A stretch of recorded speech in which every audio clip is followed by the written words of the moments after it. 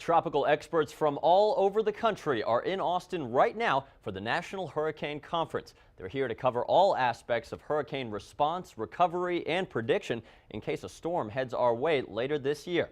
Meteorologist Mark Monstrola is live at the Austin Convention Center. And Mark, one thing that people have to think of when disaster strikes is something you and I both love to talk about. It's food, right?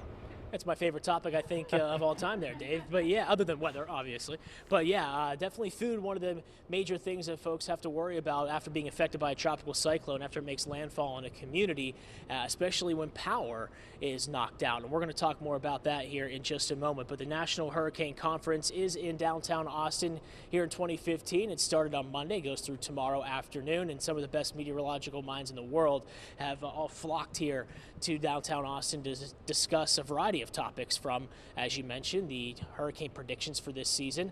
And on top of that, we go as deep as how folks are affected by tropical cyclones and how we can better prepare to treat those people that have been definitely, I guess, either misplaced or have their homes or power knocked out. And one of the ways we do so, well, we take meals to them, or we give food or provide food to those people.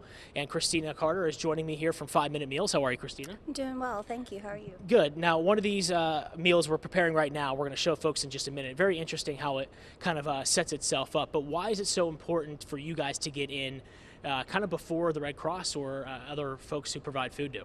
Simply because it takes time to set up the mobile kitchens, and this is a solution before they've made it on site. So we'll pre-position these meals in various states, so they're prepared in the event of a disaster. So the Red Cross takes, as you mentioned, a couple of days to set up, right? A mobile kitchen perhaps, whereas you guys kind of get in the initial phase of the aftermath, right? Yeah, we'll either ship in immediately or we'll already be on site with the meals pre-positioned in a warehouse. Okay, why do you think it's so important that you guys do something like this?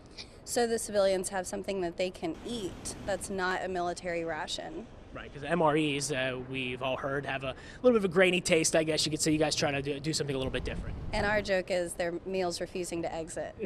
All right, well, you guys have already, we got one cooked up here, but let's show the folks at home. Let's open up a box and show them the science behind how this thing actually cooks itself without any power, no microwave, no stove top, no oven. It's just basically all self-sustained. Yeah, so everything you need comes inside the box.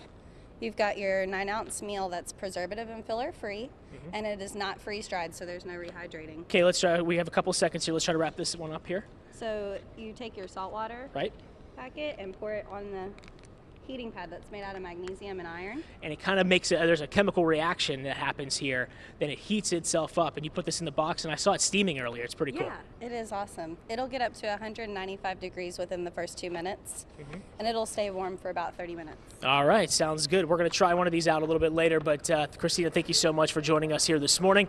Again, from the downtown Austin Convention Center, let's send it back to you guys in the studio. Hey, thanks, Mark. Important stuff to think about as we gear up toward hurricane season. We'll